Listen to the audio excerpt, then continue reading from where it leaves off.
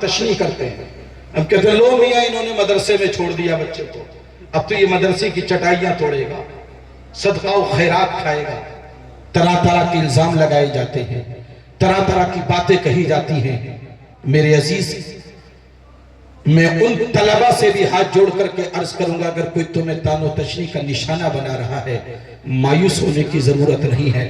اپنے نبی کی زندگی اپنی نگاہوں کے سامنے رکھو. میرے مصطفیٰ کے ساتھ کیا نہ کیا گیا، مکہ چھوڑنے پر مجبور کیا گیا، طائف کی وادیوں میں میرے مصطفیٰ کے ساتھ کیا نہیں کیا گیا. ظالموں نے کون سا ظلم ایسا تھا، کون سا ایسا تانا تھا جو میرے مصطفیٰ کو دیا نہیں. لیکن میرے آقا کی زندگی پڑھ کر دیکھ لو، میرے آقا کا مزاج یہ تھا، جتنے تانے دیے جاتے تھے میرے مصطفیٰ کے مشن کو بڑھانے کے لیے قدم پیچھے نہیں ہٹتے تھے. میرے مصطفیٰ کے قدم اور اتنے آگے بڑھتے چلے جاتے تھے،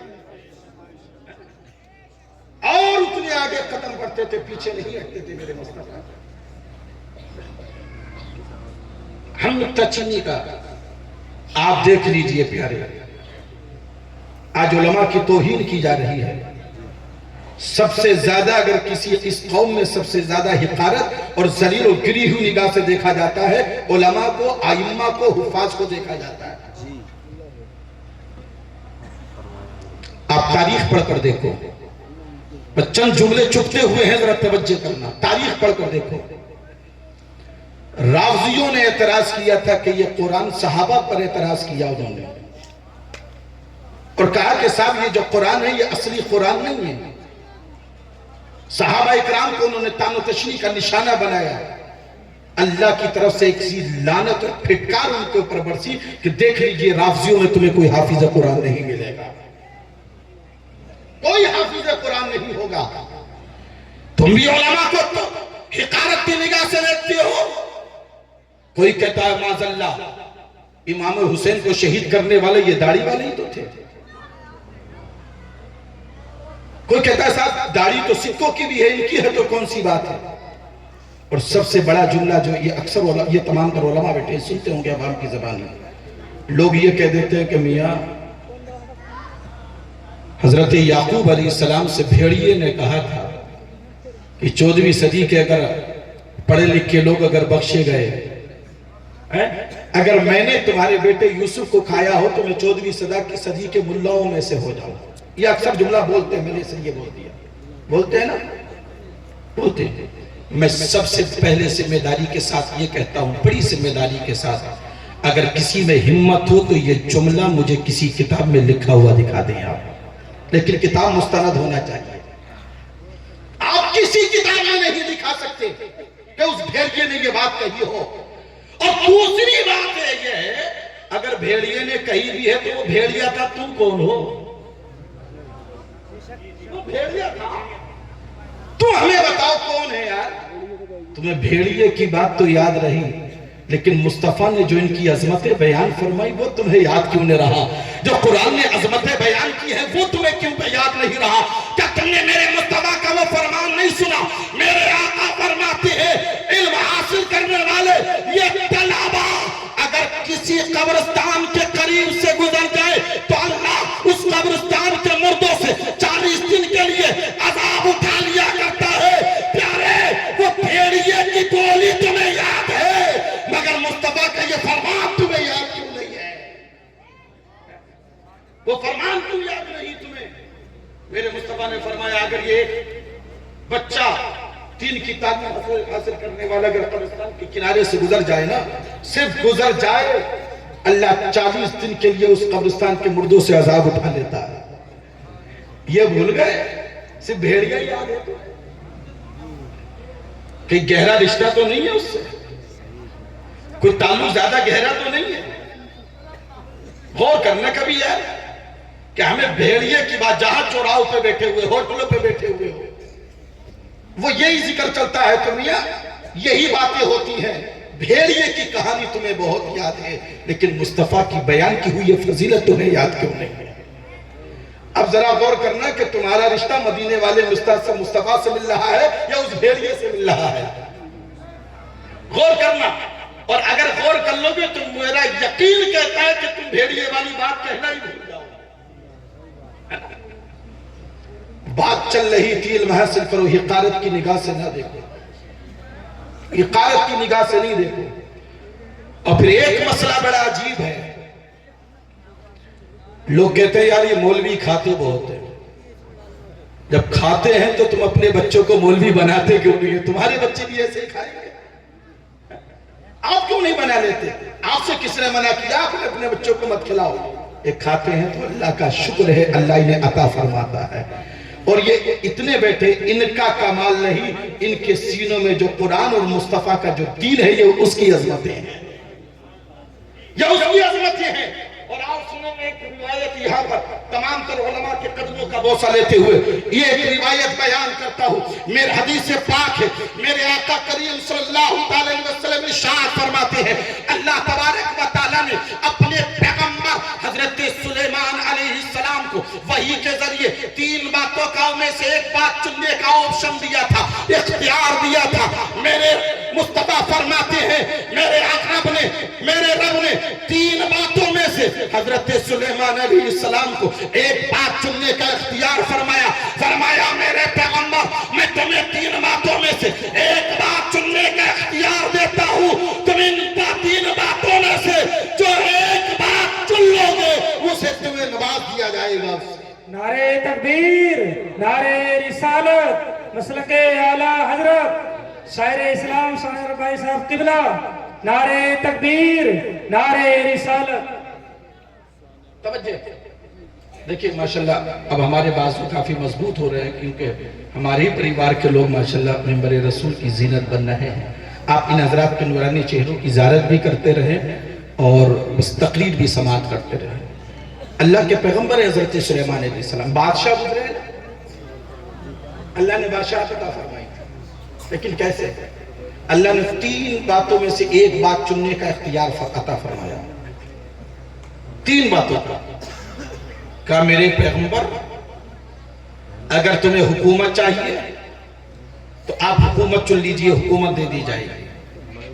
دوسرا اختیار دیا گیا اگر تمہیں مال و دولت چاہیے تو آپ چن لیجئے، آپ کو مال و دولت سے نواز دیا جائے گا۔ تیسری بات اگر علم چاہیے تو تمہیں علم سے نواز دیا جائے گا۔ کتنی باتیں؟ اب اپنے گریبان میں جھانک کر دیکھو، اگر ہمیں ان 3 باتوں میں سے کسی ایک بات کو چننے کا اختیار دے دیا جائے ہم کدھر جائیں گے؟ علم کو تو پیچھے رکھ دیں گے، ارے علم کو کیا ہوگا، ارے حکومت مل گئی، تخت مل گیا، بادشاہ بن جاؤں گا، راج کروں گا، اس سے بڑی بات کون سی ہو سکتی ہے؟ یا دوسری چیز چنیں گے کہ مال و دولت پیسہ آ جائے گا تو میرا پورے سماج میں واہ واہ ہوگی، مجھے سارے لوگ سلام کریں گے۔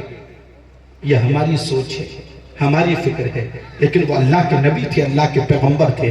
جب اللہ تبارک و تعالیٰ نے ان 3 باتوں میں سے ایک بات چننے کا اختیار دیا کہ میرے پیغمبر اگر حکومت چاہیے تو بتا دیجئے، دولت چاہیے تو وہ بتا دیجئے، اگر علم چاہیے تو وہ بتا دیجئے، ان 3 باتوں میں سے ایک بات چن لیجئے۔ قربان جاؤ حضرت سلیمان علیہ السلام پر، آپ نے حکومت کو نہیں چنا، مال و دولت کو نہیں چنا، بلکہ انہوں نے حکومت کو بھی ٹھکرایا، مال و دولت کو بھی ٹھکرایا۔ اگر چنا ہے تو انہوں نے علم چنا تھا، علم، اور جب انہوں نے علم چنا تو علم کی برکت سے اللہ نے بادشاہت بھی عطا فرما دی اور اللہ نے مال و دولت سے بھی نواز دی۔ نعرہ تکبیر، نعرہ رسالت، مسلک اعلیٰ حضرت، فیضان اعلیٰ حضرت، فیضان علم دین مصطفیٰ، جشن دستار بندی مفتی محمد وسیم رضا صاحب قبلہ۔ ماشاءاللہ ماشاءاللہ ماشاءاللہ نقیب ہندوستان پہ کرے خلوص و محبت حضرت مولانا ناظم رضا خلیلی صاحب قبلہ تشریف لے آئے ہے نا، اور آتے ہی نعرہ لگا دیا۔ میں بہت دیر سے دیکھ رہا ہوں کہ آپ جانتے ہیں جب مریض زیادہ خراب کنڈیشن میں ہو، ٹیبلیٹ جب کام نہیں کرتی ہے تو انجیکشن لگانا پڑتا ہے۔ جب ٹیبلیٹ سے کام نہیں کرے تو ایمرجنسی میں کیا ہوتا ہے؟ اور میں دیکھ رہا ہوں جب آپ کے اوپر آپ نا نیند کے خمار میں جب مریض بنتے ہو تو کبھی ان کے نعرے کبھی اشعار ان کے جو ہے وہ انجیکشن کا کام کر دیتے ہیں، آپ کو بیدار کرتے ہیں۔ بات علم کی چل رہی ہے۔ حضرت سلیمان علیہ السلام نے 3 باتوں میں سے کس بات کو چنا؟ زور سے بھول گئے، یہی سننے آتے ہو جب سے ابھی بھول گئے، صبح تلک کیا یاد رکھو؟ کیا چنا؟ علم کی برکت دیکھیے، علم چنا تھا۔ علم کی برکت سے اللہ نے انہیں بادشاہت بھی عطا فرما دی اور اللہ نے انہیں مال و دولت سے بھی نواز دیا. بے شک بے شک. تم کیا سمجھتے ہو اس میں کچھ نہیں ہے؟ اب جس کا بیچارے کا پیالہ ہی خالی ہو، کاسا ہی خالی ہو، جی اسے کیا ملے؟ اللہ اللہ. اور پوچھ لیجئے جن کے پیالے کاسے علم کی دولت سے بھرے ہوئے ہیں، زمانہ آج بھی ان کے قدموں میں آ رہا ہے. بے شک بے شک بے شک. انہیں کہیں جانے کی ضرورت نہیں ہے. ابھی میاں 1 مہینہ تقریباً نہیں گزرا ہوگا، میرے پاس 4 جگہ سے تقریباً ایسے فون آئے، ایک قابل آدمی کی ضرورت ہے اور تنخواہ بڑی معقول. تو ضرورت آج بھی ایسی چیز کی ہے کہ ہمارے کاسوں میں ہونا چاہیے، پیالوں میں ہونا چاہیے.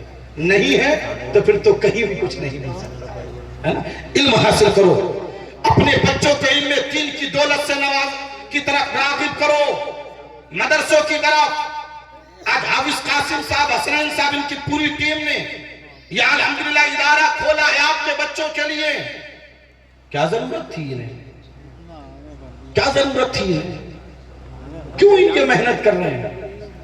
یہ صرف آپ کے بچوں پر احسان نہیں کر رہے پیارے، پوری بستی پر احسان کر رہے ہیں. بے شک بے شک. اور یہ نہیں بھی کر رہے، میں نہیں کرا. میرے آقا فرماتے ہیں اللہ تبارک و تعالیٰ جب کسی بستی پر عذاب نازل فرمانا چاہتا ہے اور فرشتوں کو حکم دیتا ہے جاؤ اس بستی پر عذاب لے کر کے آ جاؤ، جب وہ اللہ کے فرشتے نا اس بستی پر عذاب لے کر کے جاتے ہیں تو تم تو بستروں پر سوتے ہوتے ہو. یہ چھوٹے چھوٹے بچے ہیں نا، فجر سے پہلے سخت سردی کے موسم میں فجر سے پہلے اٹھ کر کے رب کے قرآن کی تلاوت کر رہے ہوتے ہیں، رب کا قرآن پڑھ رہے ہوتے ہیں. جب وہ فرشتے آتے ہیں اور اس منظر کو دیکھتے ہیں، یہ چھوٹے چھوٹے بچے ہیں، فجر سے پہلے زمانہ سو رہا ہے مگر یہ اٹھ کر کے رب کے قرآن کی تلاوت کر رہے ہیں. بارگاہ رب العزت میں وہ یہ فرشتے عرض کرتے مولا جس بستی پر تو نے عذاب کے لیے بھیجا تھا وہاں تو چھوٹے چھوٹے بچے ہیں جو تیرے مقدس قرآن کی تلاوت کر رہے ہیں.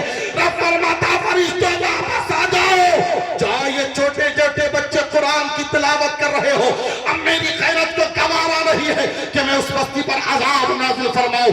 اللہ فرماتا ہے فرشتوں واپس آ جاؤ، آج میں ان چھوٹوں کے صدقے میں بڑوں کی بھی بخشش فرما دی ہے. سبحان اللہ. نعرہ تکبیر، نعرہ رسالت، مسلک اعلی حضرت فیضان اعلی حضرت فیضان علم دین مصطفیٰ، جشن دستار بندی. ماشاءاللہ ماشاءاللہ.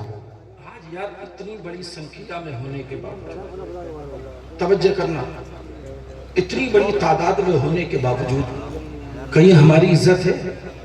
زور سے بولو یار. کہیں ہمیں احترام کی نگاہ سے دیکھا جا رہا ہے؟ تو بڑی چپتی ہوئی باتیں ہیں، لیکن ضرورت ہے اس کے مطابق میں آپ تلک پہنچا رہا ہوں، باقی آپ کی مرضی ہے. اتنی بڑی سنکھیا میں، اتنی بڑی تعداد میں ہونے کے باوجود ہر جگہ تو ہم ہی مارے جا رہے ہیں، ہر جگہ قتل ہمارا ہو رہا ہے، عزتیں ہماری لوٹی جا رہی ہیں، عصمتیں ہماری نیلام کی جا رہی ہے، شک و شبہات کی نگاہ سے ہمیں دیکھا جا رہا. پیارے جانتے ہو کیوں؟ اس لیے کہ کافروں نے کافر ہو کر بھی اپنے قانون کا احترام کیا ہے اور ہم نے مسلمان ہو کر بھی اپنے قانون قرآن کا احترام نہیں کیا ہے، نہیں کیا. اور جبکہ ہم جانتے ہیں ان کا قانون اپنے بنائے ہوا قانون ہے، انسانوں کا بنائے ہوا قانون ہے. اور میرے پیارے ہمارا قانون قرآن کسی انسان کا بنایا ہوا نہیں، کسی دنیا دار کا بنایا ہوا نہیں، بلکہ پروردگار کا بنایا ہوا ہے. اور پیارے یاد رکھنا، دنیا کی کوئی بھی کتاب ہو، کتنی ہی بڑی کتاب کیوں نہ لو، دنیا کی کوئی بھی کتاب ہو، دنیاوی کتابوں کو پڑھنے کے بعد میں کوئی ڈاکٹر بنتا ہے، کوئی انجینئر بنتا ہے، کوئی وکیل بنتا ہے، مگر قرآن پڑھنے والے کوئی ابو بکر صدیق بنتا ہے، کوئی عمر فاروق اعظم بنتا ہے. قرآن پڑھنے والے کوئی عثمان غنی بنتا ہے، کوئی علی مرتضیٰ بنتا ہے، کوئی بلال حبشی بنتا ہے. قرآن پڑھنے والے کوئی صہیب رومی بنتا ہے، کوئی سلمان فارسی بنتا ہے، کوئی خبیب بنتا ہے، کوئی کربلا کا حسین بنتا ہے. قرآن پڑھنے والوں میں کوئی بغداد کا غوث اعظم بنتا ہے، کوئی اجمیر کا غریب نواز بنتا ہے، کوئی کلیجر کا صابر پاک بنتا ہے، کوئی نظام الدین بنتا ہے، کوئی قطب الدین بنتا ہے، کوئی علاء الدین بنتا ہے، کوئی فرید الدین بنتا ہے، کوئی بہاء الدین بنتا ہے، کوئی نصیر الدین بنتا ہے. ارے قرآن پڑھ کر کے کوئی بریلی نعرہ رسالت مسلک اعلی حضرت فیضان اعلی حضرت جشن دستار بندی ماشاءاللہ ماشاءاللہ سبحان اللہ سبحان اللہ دنیاوی کتابوں کو پڑھنے کے بعد ڈاکٹر اور انجینئر بنتے ہیں مگر قرآن کو پڑھنے کے بعد اللہ کے ولی بے شک بے شک بے شک کون بنتے ہیں؟